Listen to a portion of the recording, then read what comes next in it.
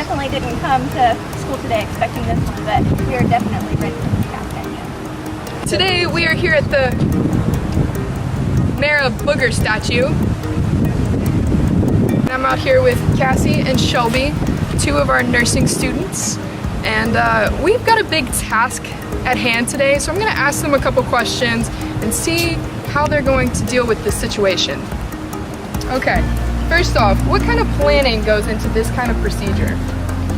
For this procedure, we're definitely looking at our nursing process. So we're going to start with a quick assessment. We're going to make our plan, and we'll begin with the procedure after that. Communication is going to be key in this one. As far as this, it's a big head with a it's a foreign object. We don't know how this got there. Nobody knows. It's a secret. It's If anybody has any background information that would help us in finding out this client's status, we would definitely appreciate it. Did y'all ever think that y'all would be removing a foreign object from a statue? No, this is a new one. This is.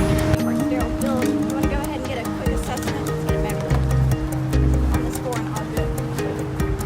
Try to figure out what we're working with. Looks like we have a 3-inch object. It's lodged in the right there. Right. Very good. Extracted, yes. Success.